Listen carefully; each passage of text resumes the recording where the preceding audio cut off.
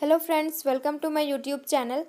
आज हम लोग बीएड एंट्रांस एग्ज़ाम से रिलेटेड क्वेश्चन को करेंगे। तो सबसे पहले जो स्कोरिंग हम लोग का सब्जेक्ट होता है एंट्रांस एग्ज़ाम के लिए, बीएड एंट्रांस एग्ज़ाम के लिए, वो होता है टीचिंग एप्टीट्यूड। इसमें बहुत से ऐसे प्रश्न होते हैं जिन्हें हम समझ नहीं पाते हैं, शब्दों को समझ नहीं पाते हैं। तो चलिए फिर हम लोग इस वीडियो में शब्दों को जानेंगे, उसके बारे में जानेंगे कि उसका मीनिंग क्या होता है। सबसे पहले हम लोग यहाँ देखेंगे अभिक्षमता किसे कहते हैं, यानी कि एप्टीट्यूड। ये बहुत इंपॉर्टेंट टॉपिक है, इससे रिलेटेड क्वेश्चन पूछा जाता है। जैसे आपको पूछेगा कि अभिक्षमता क्या होता है। अब हम लोग अभिक्षमता का मतलब ही हमें पता नहीं होगा तो आंसर क्या करेंगे। एप्टीट्यूड, इसका इंग्लिश एप्टीट्यूड होता है। तो इसका जो पर्यायवाची शब्द है उससे भी हम समझ सकते हैं। इसका जो सिनोनिम है उसको देखेंगे। जैसे अभिक्षमता को क्या कह सकते हैं, अभियोग्यता कह सकते हैं, अभिरुचि भी कह सकते हैं, प्राकृतिक योग्यता, कौशल, क्षमता, दक्षता, हुनर, प्रवीणता। प्रवीणता होगा यहाँ पे मिस्टेक हो गया है, टाइपिंग मिस्टेक, तो यहाँ पे प्रवीणता होगा। तो जो अभिक्षमता है वो क्या है, अभियोग्यता है, अभिरुचि है, प्राकृतिक योग्यता है, कौशल, क्षमता, दक्षता, हुनर और प्रवीणता। इसका डेफिनेशन देखेंगे तो और भी अच्छे से हमें समझ में आ जाएगा। ये कोई भी स्टेट के हैं, बीएड एंट्रांस की प्रिपरेशन कर रहे हैं तो ये बहुत इम्पॉर्टेंट है, आप इसको देख लीजिएगा। आगे बाइलिंगुअल में है, इंग्लिश में भी है और हिंदी में भी है, तो हम दोनों लैंग्वेज से समझेंगे ताकि ईजी वे में समझ में आ जाए। तो आगे बढ़ते हैं, चलिए। अभिक्षमता के डेफिनेशन यहाँ पर देखिए। अभिक्षमता या अभियोग्यता होता क्या है। अभिक्षमता व्यक्ति के सीखने की अंतर शक्ति होती है, ठीक है, अंतर शक्ति होती है ये सीखने की। यह जन्मजात व अर्जित दोनों होती है। यहाँ पर हुआ नहीं होगा, यहाँ पर वह होगा। यह जन्मजात यानी कि बाय बर्थ, और अर्जित इसको हम लोग एक्वायर्ड भी करते हैं, ये दोनों ही होती है। अभिक्षमता जो एप्टीट्यूड है इसे हम अर्जित भी करते हैं, सीखते भी हैं, और जन्मजात भी होती है। किसी छात्र की अभिक्षमता को जानकर शिक्षक उसके भविष्य के बारे में पूर्व अनुमान लगा सकता है। यदि कोई स्टूडेंट है, ठीक है, उसकी क्षमता यानी कि उसकी एबिलिटी को देख करके, वो जो प्रेजेंट में उसकी क्या एबिलिटी है, उस एबिलिटी को देख करके शिक्षक यानी कि जो टीचर है वो उसके भविष्य के बारे में बता सकता है, ठीक है। जैसे कोई स्टूडेंट है, उसको वो मैथ में इंटरेस्ट देता है तो उससे पता लग सकता है कि आगे जो जा करके चल करके वो मैथ में अधिक इंटरेस्ट करेगा। किसी को बायोलॉजी यानी कि जीव विज्ञान में इंटरेस्ट है तो आगे चल करके वो मेडिकल फील्ड में जाएगा। तो ये जो है वर्तमान की एबिलिटी यानी कि प्रेजेंट में उसकी क्या एबिलिटी है उसको देख करके हम फ्यूचर के बारे में बता सकते हैं, अनुमान लगा सकते हैं, ठीक है। तो ये है अभिक्षमता। अभिक्षमता क्या है, ये सीखने की अंतर शक्ति है, यह जन्मजात अर्जित दोनों होती है, ये जन्मजात अर्जित दोनों होती है। इसे ध्यान में रखिएगा, ये क्वेश्चन पूछा जाता है टीचिंग एप्टीट्यूड में। ये एक मोस्ट इम्पॉर्टेंट टॉपिक है, अभिवृत्ति। दो टॉपिक आप लोग अच्छे से समझ जाइएगा, अभियोग्यता यानी कि अभिक्षमता एप्टीट्यूड, और अभिवृत्ति क्या है, एटीट्यूड क्या है, ठीक है। अभिवृत्ति जैसे कि एटीट्यूड बोले तो एटीट्यूड सबको समझ में आता है कि इसका मतलब, इसका जो डेफिनेशन है ये क्या है और ये किस ओर संकेत करता है। यही अगर पूछा जाएगा कि अभिवृत्ति क्या है तो लोग इसमें फंस जाते हैं। अभिवृत्ति होता क्या है, इसमें वो शब्द को समझ नहीं पाते हैं। तो यहाँ पर हम शब्दों को ही फोकस करेंगे, उसका मतलब क्या होता है, वो कहना क्या चाह रहा है। तो अभिवृत्ति का जैसे सिनोनिम हुआ, जैसे वहाँ पर देखे थे अभियोग्यता, अभिक्षमता के बारे में, उसमें क्या था, किसी का रवैया, दक्षता, प्रवीणता, क्षमता को देख करके हम भविष्य के बारे में अनुमान लगा सकते हैं। और इसमें अभिवृत्ति को चलिए देखते हैं, इसका जो सिनोनिम है क्या, मनोवृत्ति। अभिवृत्ति को ही मनोवृत्ति भी कह सकते हैं, मनोभाव, अभिवृत्ति का ही मनोभाव। क्वेश्चन में पूछा जाता है, ये सब ध्यान रखिएगा, ये सब वर्ड जो हैं यही क्वेश्चन में रहता है, प्रश्न पूछा जाता है। तो अभिवृत्ति, मनोभाव, रवैया, मनोदृष्टि, धारणा, परिप्रेक्ष्य, यहाँ कोई भी वर्ड आपको प्रश्न में पूछा जा सकता है, इन सब वर्ड्स जो यहाँ पर हैं। और एक है रुख, ये सब क्या है, अभिवृत्ति यानी एटीट्यूड के आप कह सकते हैं सिनोनिम है, यानी पर्यायवाची शब्द हैं। पर्सपेक्टिव इंग्लिश में approach, notion, mindset, temperament, point of view, अपना व्यू जो है ये क्या कहलाता है, एटीट्यूड कहलाता है। तो चलिए इसका भी परिभाषा को देख लेते हैं जल्दी से। एटीट्यूड एक व्यक्तित्व लक्षण है जो किसी व्यक्ति एटीट्यूड एक व्यक्तित्व लक्षण है जो किसी व्यक्ति की पसंद या नापसंद को दर्शाता है। इंग्लिश में देखिए, इंग्लिश वालों के लिए, an attitude is a personality trade, trade नहीं होगा यहाँ पर, टाइपिंग बहुत मिस्टेक है, अगले बार से ध्यान दिया जाएगा। यहाँ पर होगा ट्रेट होगा, ठीक है।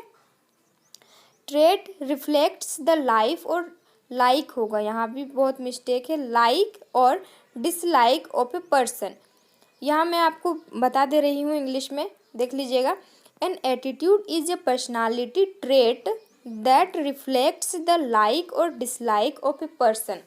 साधारण भाषा में यहाँ अगर हम समझे एटीट्यूड को, तो एटीट्यूड जो है ये एक रिएक्शन होता है, प्रतिक्रिया होती है। एटीट्यूड क्या है, ये एक रिएक्शन होती है, रिएक्शन होती है किसी भी चीज़ या किसी भी वस्तु या किसी भी चीज़ों के लिए। क्या होता है, ये एक रिएक्शन होता है, किसी को देखने की प्रवृत्ति या नज़रिया जो भी होता है, जो पॉजिटिव हो सकता है या फिर नेगेटिव, दोनों ही हो सकता है, ये कहलाता है एटीट्यूड। एटीट्यूड नेगेटिव भी होगा और पॉजिटिव भी। डिफ्रेंशिएट करके देखते हैं कि ये एटीट्यूड और एप्टीट्यूड को, एटीट्यूड क्या है और एप्टीट्यूड क्या है और एटीट्यूड क्या है। यहाँ पर अभी हम लोग देखेंगे सबसे पहले डिफ्रेंशिएट करके, ठीक है। एप्टीट्यूड यानी कि अभिक्षमता जो है बाय बर्थ और एक्वायर्ड होती है, जिसे हम ये जन्मजात, और ये एक्वायर्ड यानी कि अर्जित की जाती है एटीट्यूड को। और एप्टीट्यूड को हम लोग अर्जित यानी कि एक्वायर्ड भी करते हैं, और ये बाय बर्थ भी होता है, ठीक। एटीट्यूड में क्या होता है, इट इज़ एक्वायर्ड, ये बाय बर्थ नहीं होता है, जन्म से ही नहीं होता है ये, इसे हम अर्जित करते हैं। हम पहले से ही, जन्म से पहले से ही हम नहीं सीख के आते हैं, ये क्या है, इसे हम अर्जित करते हैं, ठीक है। आगे नेक्स्ट पॉइंट देखते हैं। It is affected by both environment and heredity factor. ये जो है परिवेश एवं वंशानुक्रम दोनों को ही क्या करता है, ये प्रभावित करता है। एनवायरमेंट बहुत इफ़ेक्ट करता है, और हेरिडिटी यानी कि वंशानुक्रम जो है, ये दोनों ही एप्टीट्यूड में क्या करता है, एप्टीट्यूड के ये कैरेक्टर हैं, ये अफेक्ट करता है, एनवायरमेंट और हेरिडिटी फैक्टर। अब एटीट्यूड का देखेंगे। इट इज़ बोथ परमानेंट और टेम्पररी। ये जो है एटीट्यूड क्या होता है, ये परमानेंट हो भी सकता है और नहीं भी, और टेम्पररी यानी कि परमानेंट हो भी सकता है और परमानेंट नहीं भी। दोनों को कंपेयर करके अगर हम पढ़ेंगे तो इजी होगा समझने में। एप्टीट्यूड में क्या है, it change with increasing age. ये क्या है, आयु की वृद्धि के साथ ये परिवर्तन होता है, जैसे जैसे आप बड़े होंगे ये क्या होगा, एटीट्यूड जो है वो, एप्टीट्यूड जो है ये क्या होता है, ये बदलता है, चेंज होता है, ठीक। एटीट्यूड में वही, attitude give direction to a person behaviour. यह व्यक्ति के व्यवहार को दिशा प्रदान करती है, ठीक है। व्यक्ति के बिहेवियर को, पर्सन बिहेवियर को ये क्या करती है, दिशा प्रदान। तो ये वही है अभिक्षमता, यानी कि एटीट्यूड और एप्टीट्यूड का है हिंदी में। ये आप यहाँ पर जो देखे, ये क्या है, देखिए ये आप यहाँ पर इंग्लिश में देखें, दोनों का डिफरेंस, ठीक वही चीज़ हम हिंदी में देखेंगे। सब तो समझ ही गए हैं, बस एक बार मैं आपको बता देती हूँ। अभिक्षमता क्या है, यह जन्मजात एवं अर्जित दोनों होती है, बाय बर्थ, और ये एक्वायर्ड की जाती है। दूसरा पॉइंट है, यह परिवेश एवं वंशानुक्रम दोनों तरह के कारकों से प्रभावित होता है। ये हम एक्सप्लेन कर ही चुके हैं, ये हिंदी में है, देख लीजिएगा आप लोग, बस मैं यहाँ रीड करके सुना दे रही हूँ। आयु में वृद्धि होने के साथ परिवर्तन होती है, चेंजेस आती है, जैसे जैसे आप बड़े होते हैं वैसे वैसे क्या होती है, ये परिवर्तन होती है। अभिवृत्ति क्या है, एटीट्यूड, ये भी एक्सप्लेन कर चुके हैं। अर्जित एक्वायर्ड होती है, एक्वायर्ड करते हैं इससे। और जो अभिक्षमता थी वो बाय बर्थ और एक्वायर्ड वो दोनों होती है, और ये ओनली एक्वायर्ड होती है, अर्जित करते हैं हम लोग एनवायरनमेंट से। अस्थाई एवं अस्थाई दोनों होती है, ये परमानेंट और टेम्पररी दोनों ही होता है, इस चीज़ को ध्यान रखिएगा, ये कई बार पूछा गया है अभिवृत्ति को। योग व्यक्ति के व्यवहार को दिशा प्रदान करती है, ये क्या करता है, उसका जो ये डायरेक्शन दिखाता है।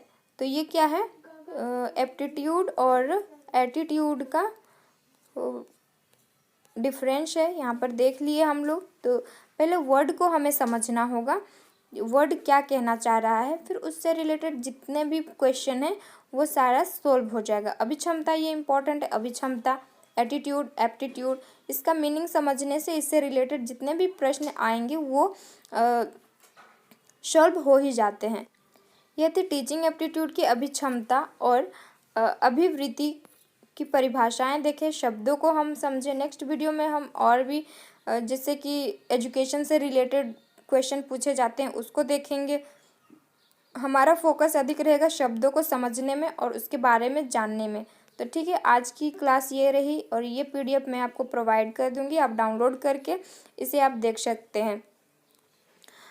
इसमें क्या एंट्रांस एग्ज़ाम में क्या होगा, B.Ed एंट्रांस एग्ज़ाम में उतना डिटेल नहीं पूछता है, लेकिन हाँ इसके बारे में हमें जानना बहुत ज़रूरी है, ताकि हम क्वेश्चंस अटेम्प्ट करते समय कंफ्यूज ना हो, हमें ये ना लगे कि इस क्वेश्चन का आंसर क्या होगा या फिर इस शब्द का मतलब क्या होगा। ठीक है, तो ये थी आज की video. Thank you so much for watching this video.